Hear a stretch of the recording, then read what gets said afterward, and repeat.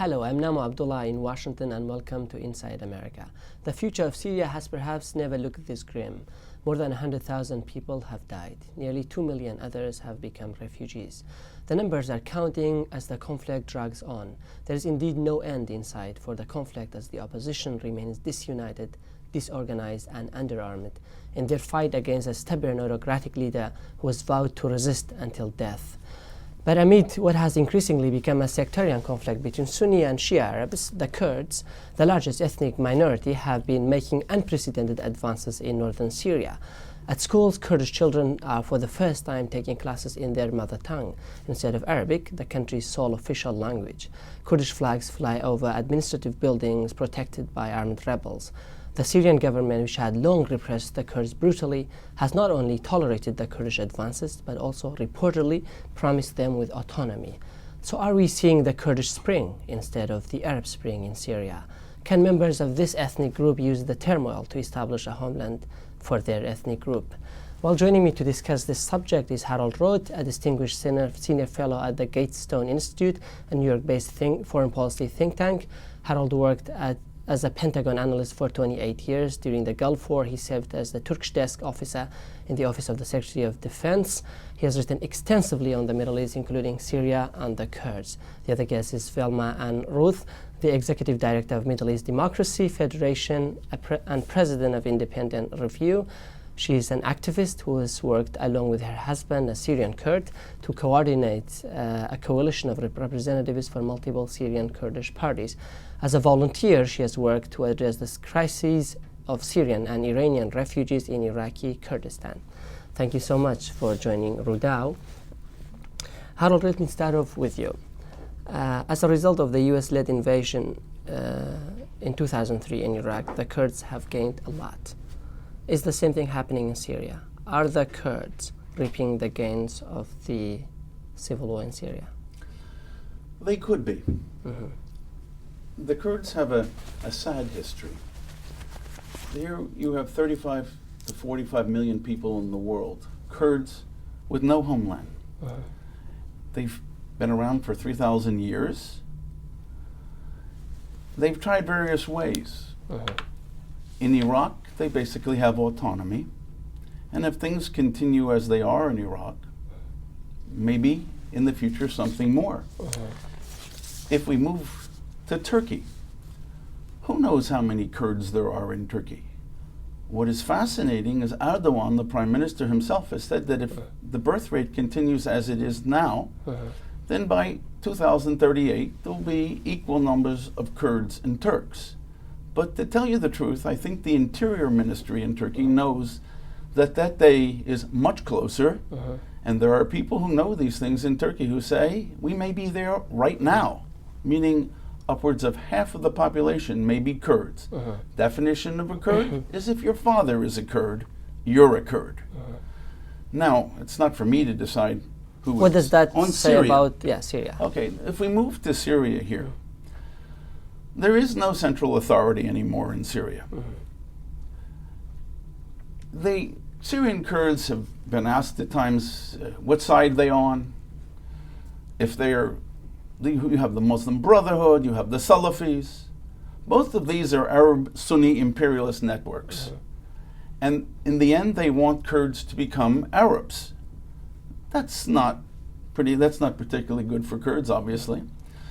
Assad, a brutal dictator from the Alawi minority, who knows what's going to happen with them in the future? Will there be an alliance between the Alawis, post-Assad, and possibly the Kurds? I think that the smartest thing for the Syrian Kurds to do is to try to work together. That isn't always easy. And the leadership which the Iraqi Kurdistan region is providing could be very useful. It's too early to say what is going to happen, but this is a wonderful opportunity for the Kurds of Syria. The question is, will they take it? Do the Kurds have a wonderful opportunity, as he said, in Syria? Are you as optimistic? I think It's actually obvious from the ground and personal, and then various stories that are coming in through a range of different organizations, that actually the situation for Syrian Kurds is worsening. They're incredibly disconnected from the humanitarian aid and other support that's coming from the region or that's coming from the West.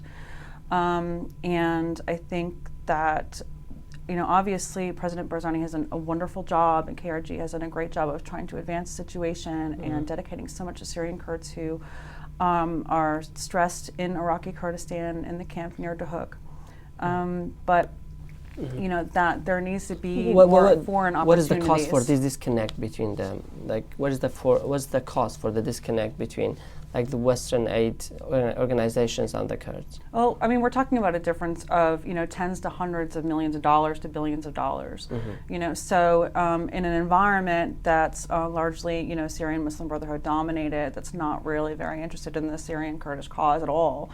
Any of those funds they're not necessarily going to get to the north, and really a lot of the tension in the region seems to be geared more about where the oil revenues are going to go, towards the Muslim Brotherhood or towards Assad. We know there's, as she said, there's not been so much aid for the Kurdish people, the Kurdish refugees in Syria. But can we say this is also translated into also political assistance from the West? Because I think she's quite right on that, and we've not even seen any political support from the West to the Kurdish people, Kurdish rebels or Kurdish opposition groups in Syria. I think you're right. But if the Kurds will work together, whatever country they're in, I'm talking long term, it's very important for the Kurds to try to work together. That is not something which is unfortunately usual in Kurdish history. And right now there's no question that the humanitarian situation is awful. I totally agree with what you've said. I am just saying for the long term, I'm talking in terms of politics, the area is disintegrating. The borders of the Middle East are frankly irrelevant. They divide families, they divide ethnic groups, they are meaningless. And they are nothing more than political. The border, for example, between Syria and most of the border between Syria and Turkey is nothing more than a railroad track that was built in the 19th century. It's the people on both sides are the same. They have first-degree relatives. That means brothers and sisters are on both sides of the border. Their marriages on both sides of the border. They are one people. I'm saying that politically, that if they can find ways to keep inside their natural disagreements, then there's a chance. Because the borders are disintegrating. The largest Kurdish city in the world today is Istanbul. There are 5, 6, 7 million Kurds there, and that's more than the population of northern Iraq. Let's see what the future holds. I can tell you that Kurdish, just a story about a Kurd in Istanbul who cannot speak Kurdish, but we were there, my wife and I, in a marketplace, and he began to talk to us about what was going on in northern Iraq, and he knew so much more than what was in the Turkish newspapers. And as he was talking, it filled him with enormous pride. These are things that if the Kurds can learn to work together, and that is something that, for example, Barzani and Talabani, who have no love for each other, they realized that during the liberation of Iraq and the war in 2003, that they needed to work together. That doesn't mean they love each other. I'm arguing that for Syria's Kurds, the same thing could happen. God willing, it will happen, and maybe the Kurds eventually could have their own entity or state. The future we'll see. In one of your recent articles, the Gatestone Institute, you talk about the rise of Islamism in the Middle East, like Wahhabism and all sorts of other more radical forms of Islamism. And that is, many other people argue the same thing. Like we had Muslim Brotherhood rising, though it was toppled in Egypt by the army, but there is a rise, there's a trend that Islamism is rising. But the Kurds are definitely more secular in Syria. You have the PYD, an affiliate with the PKK. Do you think that is the reason that the Western forces have been reluctant to support the Kurds openly? Is it the PYD? No, I don't think that is at all. I think that most of the West hasn't a clue of what is going on in northern Syria. They don't understand the people. It's not just the languages. They don't understand the cultures. A lot of our policymakers here in the United States are absolutely clueless. Just to give you an example, in northern Iraq, a lot of our diplomats here in the United States keep telling the Kurds, don't think of yourselves as Kurds, think of yourselves as Iraqis. That's absurd. All I'm arguing for is that we don't know, and if there are political changes in the area, it makes a lot of sense the way the American government works, that we with time will accept them. That doesn't mean we'll support them beforehand, but we don't know enough to understand. I don't even know if we want to know. What is the reason for you that the Western forces, as you brought it up, Western powers or like even aid groups have been reluctant to offer enough support to the Kurdish people in Syria? The situation in Syrian Kurdistan and for Syria and any of the secular groups is very similar to issues that have happened in Egypt and things that are happening in Iran, where you have a lobby issue, quite frankly, where there are certain groups who have certain access to funds and resources and leadership and experience, expertise that can bring them to the offices in Washington, that can bring them to offices in Paris or London or Germany or, to Abu Dhabi. The Kurds lack that. So absolutely, there's a lot of seculars who lack that, whether they're Kurdish or they're not Kurdish.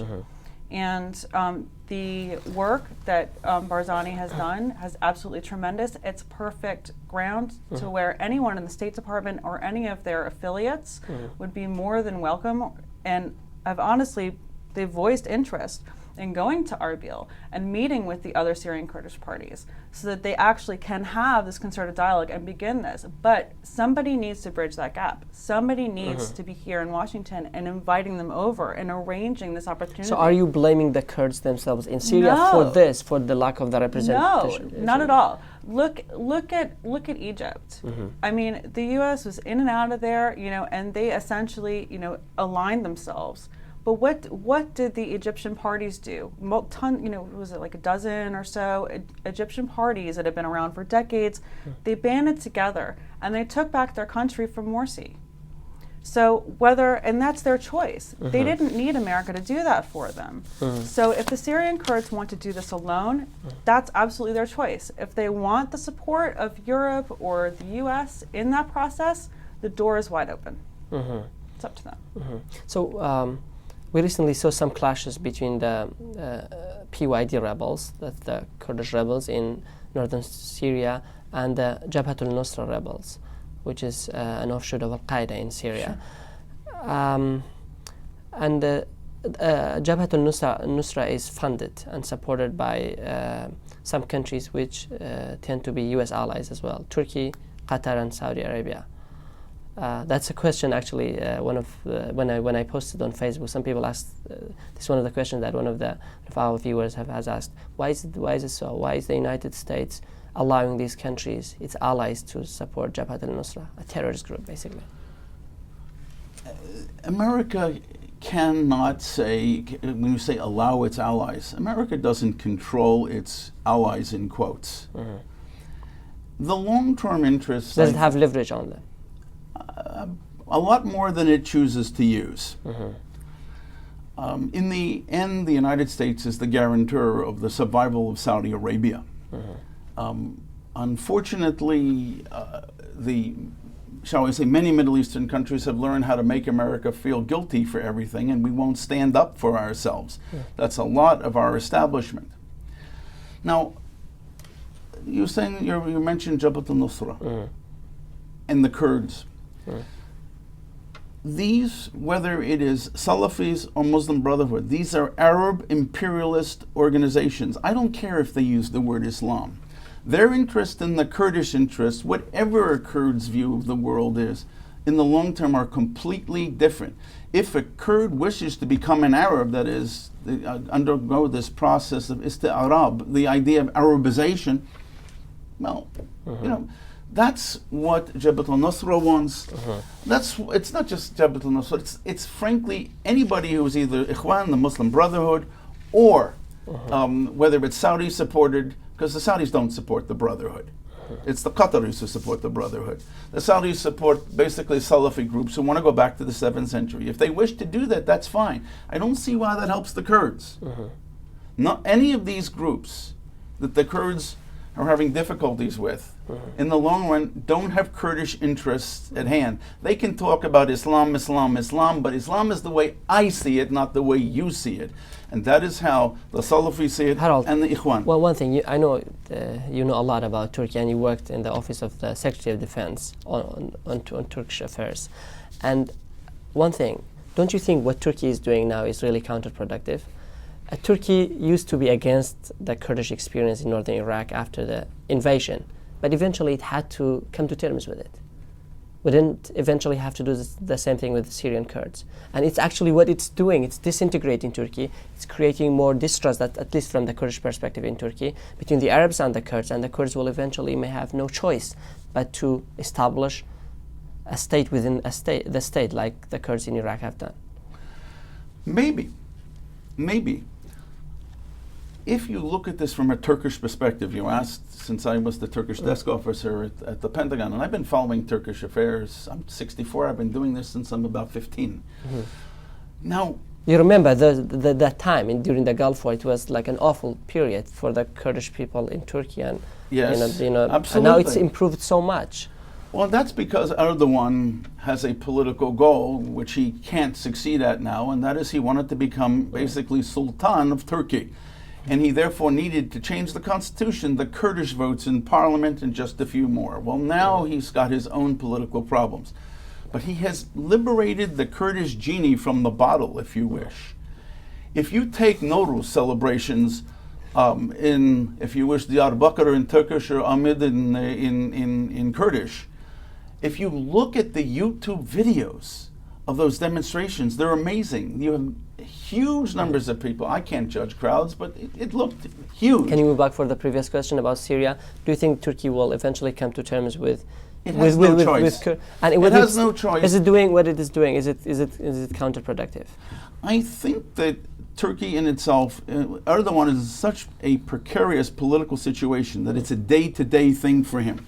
One day it's this, and one day it's that. You cannot support both Jabhat al-Nusra and have a long-term view as, hey, we need to work with these Kurds. You can't. So are they pursuing, shall we say, diametrically opposed policies at the same time? Yes. Is it in Turkey's interest? I'm not sure right now how Erdogan defines Turkey's interests. They seem not to be in the long-term interest of the survival of one state. Do you see the Velma, do you see the PYD as a challenge, as an obstacle for the Kurds in Syria as they try to make advances in the country? And you see that they are the key reason for the Turkish opposition to the Kurds there, and to also the Kurds have been reluctant to join the larger Arab opposition group that's fighting Assad. And that's because PYD is against that, basically. So, I've been invited to talks with PYD leadership multiple times. I have not fulfilled that meeting each time. I am, addressing directly with Free Syrian Army and leading Syrian Kurdish parties with offices in Erbil are very aware that I'm committed to being supportive of them, and will do everything that I can. The issue of PYD is, I'm going to say, threefold. Their current fire and monetary power, and I guess voice in the media that is drowning out the lack of opportunity that any of the other Syrian Kurdish parties have, which is essentially setting up Syrian Kurds to have their own dictatorship, if that's what PYD is looking to implement, and which President Barzani has warned PYD against claiming that they represent all of the Syrian Kurds, which they absolutely do not. There are statements from Assad's intelligence that we have here in Arabic and translated into English, where PYD top leadership has committed a long-term plan in support of Assad. But Velma, one could say this is a very wise policy, because Assad could do the same thing to the Kurdish regions, could bombard those regions. Like, look what's happened to Aleppo, what Assad has done. If PYD takes side with Syrian rebels, who are very disunited, and we've got a lot of radicals among them, wouldn't that really cause more instability to the Kurdish areas? So let's go to the Free Syrian Army question. Okay. Syrian-Kurds, and a core reason that I love my husband and his family and the culture is that it's about diversity, and Syrian-Kurds have consistently been friends with, and continue to be even in Arbil and throughout Kurdistan, friends with Sunnis and Alawite and Druze and Christian. And this is not, diversity is not an issue among the people. The issue is when divisiveness is imposed upon them. The Free Syrian Army, as I understand it, and as far as my efforts have been going and the feedback that I've been getting from the ground, are more than ready. They are actively ready to be friends with Syrian Kurds. They are actively ready. But they have not been willing to recognize what the Kurds want, right? Their rights. Actually, I have recognition of the respect for a Syrian Kurdistan that would be supported by secular Free Syrian Army brigades. And I think that's something else that's very important for Washington to be aware of. Not only the number and the nature of the Syrian Kurdish parties, but also the breadth and diversity of the Free Syrian Army brigades, and those brigades, they're quote unquote, not really even brigades. And they call themselves rebels. They're terrorist groups, and they never had any place in Syria. Harold, do you know who controls the Free Syrian Army, really? Do we know who controls the opposition? I don't think anybody knows the answer to that question, and I would also not trust any statements that any of these people make now that is a guarantor that they will do what they say in the future. They want political control and assistance of all sorts, but particularly arms, and they have learned how to say the right things to the right people, and we here are naive when we listen to these things. Well, they told us that, because we, for example, in American culture, when you look at someone in the face, you look them directly in the eyes, and you say something, oh, we believe it can't be a lie. In the Middle East, unfortunately, that is the way things work. People can look at you right in the eye and lie. I don't know what these groups are going to do in the future.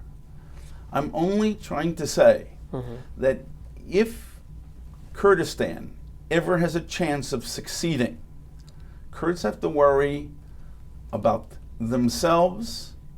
They have to not put their fate in anybody else's hands. They have to take it into their own hands. They have to somehow get along. It's hard for me. I know that's not the normal case with the Kurds. You published in Rudal a day or two ago an article about a pan-Kurdish Congress that was being held, I think, in Iraqi Kurdistan. You need to learn to know each other, to learn how to get along together. If your goal is to have a Kurdistan, an independent entity or state, it is not for me to decide. I'm not a Kurd. It's the only way it's going to work.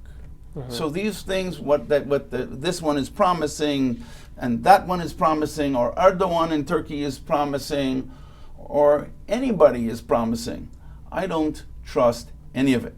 Because the moment that they win, they will forget their promises. Unfortunately, that's the history of the Middle East. So do you think the time has come for the Kurds to declare independence? No, absolutely not. Because it will give the Turkish state, the Iraqis, in Syria, a chance to all work together to crush it. We're not there yet. One of the great things about both Barzani and Talabani, and I know there are many problems, is that they understand, is it yavash, yavash? Slowly, slowly. It's very, very important. I've talked with many young Kurds who were upset with them, who say they should be more this, they should be more that, they should move more quickly. And it's sort of like a woman who is pregnant. It's hard. It's very hard. But if you don't endure the 9 months, you don't have a wonderful prize at the end.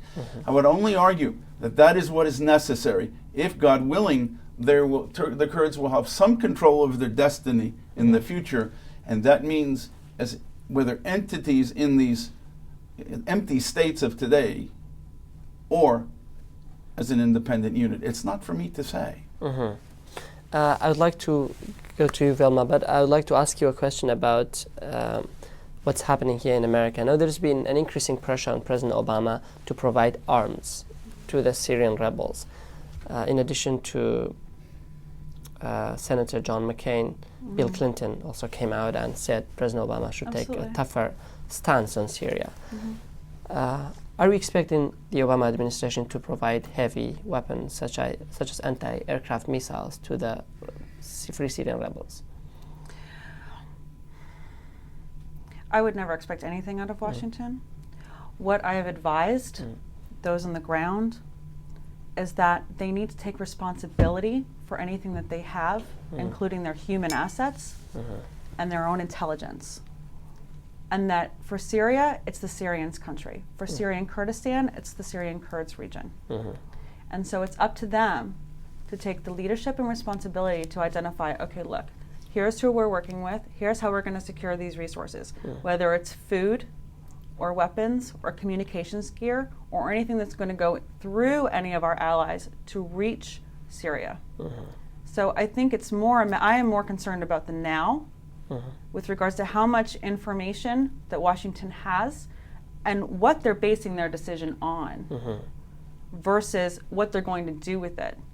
Because that determines the risk and the misuse or the proper use of whatever resources are allocated. And we recently saw a statement published by the State Department against the PYD after it reportedly attacked some Kurds and killed some of them Yes, it did. in Syria. Yes, they did. So does that play a role in Washington's reluctance to Washington, support from what I've seen from the State Department, Washington right now has limited access to Syrian Kurdish parties. They have access to some folks in PYD. They have access to some folks in Azadi Party. They do not have someone on the ground who can bring them from Washington to Erbil or otherwise, or even in country, even into Syrian Kurdistan to have this discussion. So there's a huge gap that needs to be filled and as soon as possible, and we're working on it. So when Washington talks about assistance to the rebels, they're not talking about Kurdish rebels, they're talking about the Arab rebels, right? I think you're right. And I would only say good luck to the Washington policymakers in trying to figure out who, quote, is a good guy and who is a bad guy, because they change overnight. There are many groups in the Middle East. For example, we were at one point trying to think among Lebanese Shiites, that there were people who were Amal, which we thought were the good guys, and Hezbollah were the bad guys. But people were in Amal during the day and Hezbollah at night. And you have the same thing going on in the Palestinian territories as well. It's sort of impossible to come up with that answer. How they're going to do it, good luck to them. I think that had in the very beginning,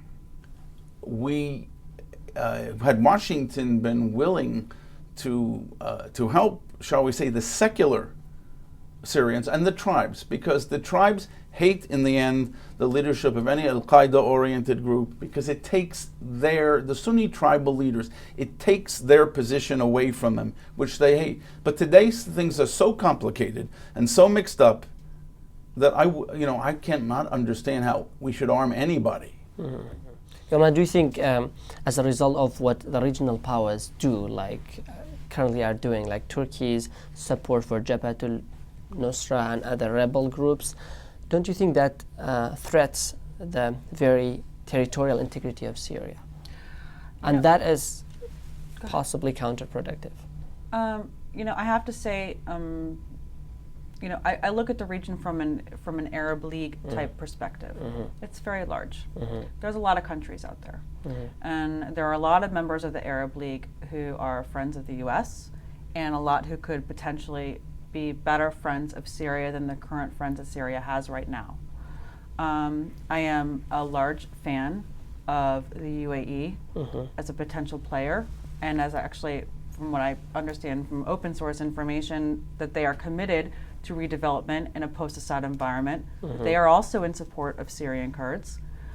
So I think that it's all a matter of how the regional government relations goes and the regional negotiations go, which can, just like what happened in Egypt, have more positive impacts in Syria than the current influx that's happening now. You're going to say something? Just a thought, the real battle in Syria is not the Kurds and it's not the Alawis. It's in the Sunni Arab speaking communities. It's the same thing that just happened in Egypt. When the Brotherhood was running Egypt, Qatar was running to give it money. Now that the Brotherhood is out, the Saudis are running to support the military because the military, frankly, has had a lot more connections with Saudi Arabia. In Syria, what you have is this battle. You mentioned before in your previous question about Turkey, Qatar, and Saudi Arabia. These three countries know what ideologies they support, and it would seem to me, just possibly for the good of the Kurds, that they would wish that everybody among the Arab Islamic opposition wins. That is, that each side wins. They support everybody against each other, not against the Kurds. It's very interesting that you say they have ideologies, and they certainly do. Now, this question for both of you. But in Turkey, after the Islamist-leaning AK party or Erdogan's party came to power in 2002, we saw some kind of shift from an ideology-based foreign policy to a more economics-based one. Zero problem with the neighbors. It actually tried to come to terms with the Iraqi Kurds, even though the Turkish nationalists see it as an existential threat. Turkey is a natural trading partner with Iran, and it had the same thing with Syria as well. But we see this shift after the Arab Spring, back to ideology. Do you agree with me? I would see it a different way than the way you've described it. There was an Turk-oriented secularist inclusiveness under the pre-Erdogan governments. Erdogan is a fundamentalist. And what his response is, look, Turks, Kurds, we're all Sunni Muslims. What difference does it make? And if you are looking to reestablish in some form the Ottoman Empire, culturally, let's say at first, and politics is down the line, then Kurds and Turks are one in this Islamist view of the world. That's why he did what he did. Now, you talk about right now, the foreign minister of Turkey, Davutoglu, he did his best to what he said was to have a no problems policy with any of the neighbors. And what he's managed to come up with the problem with every country in the neighborhood right now. And his biggest enemy right now is Iran. Why? Because it has become a Shiite versus Sunni thing here. Remember, Erdogan was very close with Assad. They were best buddies until this war happened. And when the war happened, and when the shall we say, the Islamists in Damascus, the Arab Islamists began to turn against Assad, that is when it became a Shiite versus Sunni thing. And the Alawis, supposedly being an offshoot of Shiism, that's why they are so close with Iran. And this is why Erdogan right now has become a huge enemy of Iran. How does this work for Syrian Kurds? Why is it a huge enemy of Iran? Velma, I'd like you to answer this question. Turkey has refused to accept the Western sanctions. I mean, it has accepted the Western sanctions only in words against Iran. It's a natural trading partner with Iran. It's actually, the trade is increasing between Iran and Turkey. I'm sorry, what? The question was whether you think, I mean, he said Iran and Turkey have become enemies. I mean, on Syria, I agree. Like, they have completely different policies. But do you see a shift? Let me go back to the previous question. Yeah, that's what I was anticipating was the previous question. My apologies. Essentially, what I've seen in person, and including, public dialogue between, or from KRG, for example, with regards to Turkey, is that at the Elliott School, that essentially, what's happening is Turkey is engaging in a stronger business partnership with Kurdistan, and it's leveraging some tensions from Iraq. And given the positive relationships between Iraq and Iran, which is fueling an excessive amount of tensions, there's a certain backlash there. On the other hand, with regards to Kurds, I definitely see the double-edged sword.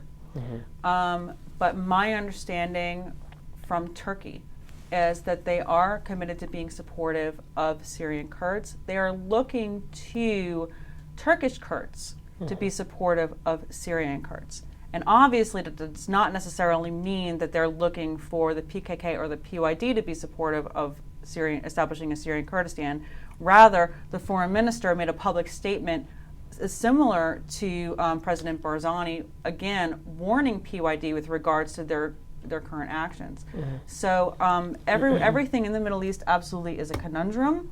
You never know if something's black or white or what shade of gray, and it's definitely important to understand both sides of that double-edged sword. Let's take another short break and then we will come back to continue our conversation.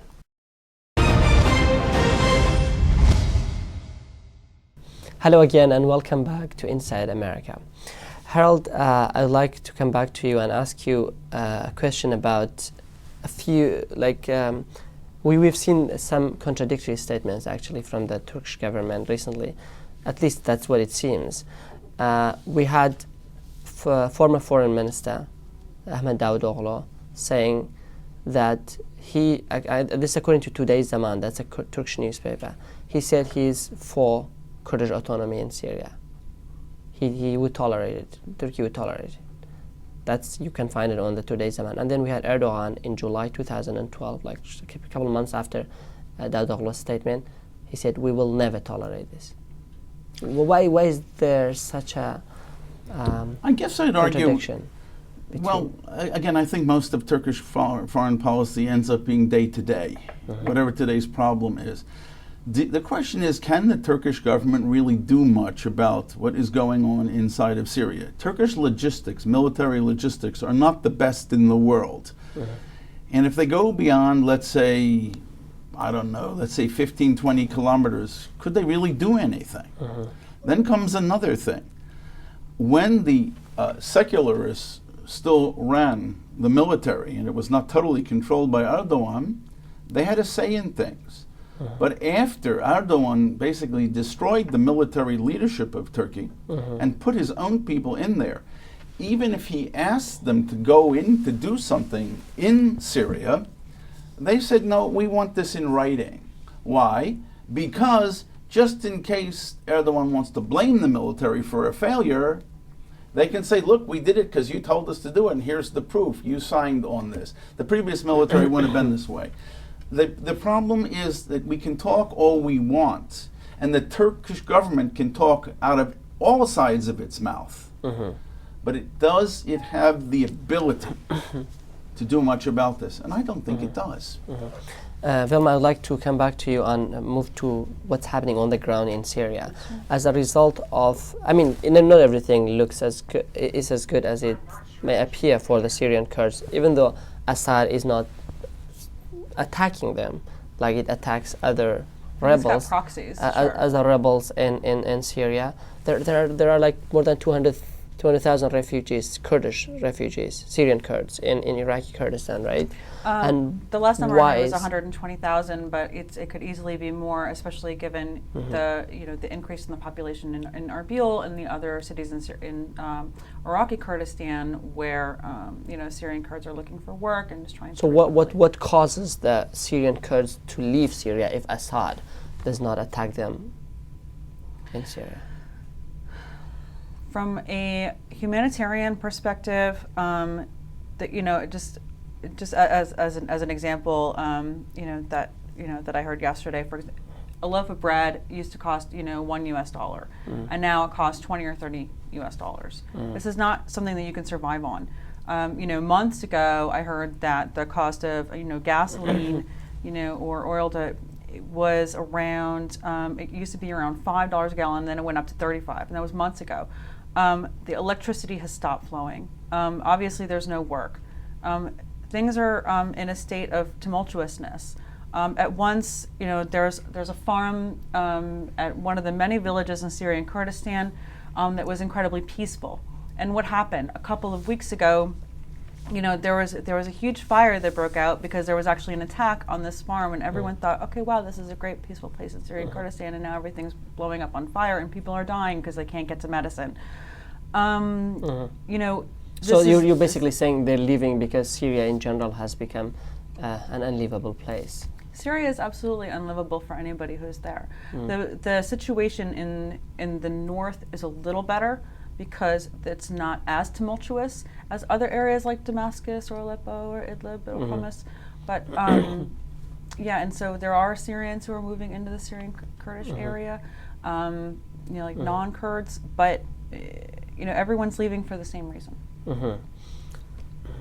So, but like your suggestion, what should the Kurdish parties do now in Syria? You're not definitely for what the PYD is doing in Syria. The PYD is going to do whatever it wants to do. I have absolutely no control over them, nor would I ever be able to have any influence in them. My job is not to speak on behalf of any Syrian-Kurdish party or individual. They need to speak for themselves. My understanding is that the people obviously are looking for a Syrian-Kurdish region. What does that look like? What does it look like in a way that's not what's currently being dealt with in Iraq, or where U.S. intervention may not be necessary to establish a Syrian-Kurdish region?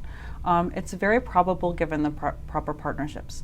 I think that there needs to be a little more exposure of the Syrian-Kurdish parties and their leaders in their diversity to the Western and the regional resources who can become friends. And that the regional resources and the West is asking for that, and they're ready for that, and they've been ready. That the Free Syrian Army, there are certain brigades and certain commanders on the ground, I know their name, they are committed and open to dialogue. They've been waiting for the opportunity. And we've attempted to do the opportunities before, but that cannot happen through Washington. It has to happen on the ground. So this dialogue needs to happen. People need to get to know who they're actually working with. So you're clearly for a more. So you're clearly for a more inclusive, united Arab-Kurd opposition against Assad's regime. That's what you're trying. Obviously that's something that Syrian-Kurdish Council or whatever they're renaming themselves now have been going for, but it's Syrian Muslim Brotherhood dominated. So it's not anything that they're going to be able to achieve by picking one Syrian Kurd out of a bucket and exploiting him. And my apologies, but I think that the Syrian Kurds deserve a lot more respect than that, and they can have that from their friends in the country. Should the Kurds join the Syrian opposition, the Arab opposition? Why? I ask you, why should they? I don't see what they get out of it. Because if the opposition, they can say all the nice words I said before. They'll say all sorts of nice words, but the moment that the opposition, the Arab opposition, the Arab Sunni opposition wins, it forgets all the nice words it said before. What's in it for the Kurds? I don't see why they should join anything. The Kurds should worry about themselves, not get involved in other people's disputes. You in one of your pieces for the Jerusalem Post, you were hinting that the Kurds might reach C, and that's going to be very good for them if they can have some sort of alliance with a possible Alawite region that's probably going to establish it. Can you explain that? What do you mean? Sure. The Alawi's heartland is the coastal area between, it's part of northern Lebanon up into Turkey. The eastern coast of the Mediterranean is the traditional Alawi heartland. It does not mean that there are Sunnis there as well, there are Arab Sunnis, there are. But it is largely Alawi. They in the 1930s wanted their own independent state, and the grandfather of the dictator of Damascus now, Suleiman Assad, was one of 7 Alawi notables who went to the French and said, look, the Sunnis will never treat us as equal human beings. We'd like our own independent state. That the French, for various reasons, did not agree to. It didn't happen. So the Alawis went overboard to become Arab nationalists and will try to attain the equality that we couldn't get as just Alawis. But most Alawis know today that that has failed. So where does this involve the Kurds? If you take the northern part of the Syrian coast today, it is by and large inhabited by two groups. Alawis, who are Arabic speaking, and Arabicized Kurds. That is, Kurds who over time moved into that area and lost the Kurdish language. But they didn't lose their Kurdish identity, and that is key.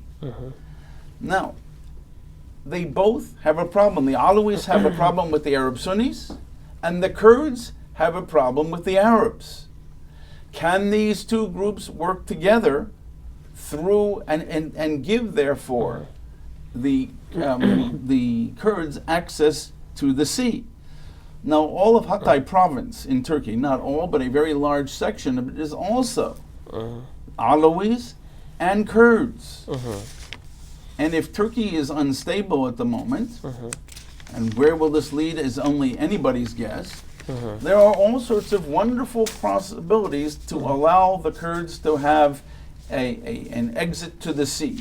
Once Kurds have an access to the sea, then you can talk about more independence, more autonomy, more independence, because that means they don't have to be, shall we say, nice to the surrounding peoples, because they're not dependent on them. They have their own exit to the sea.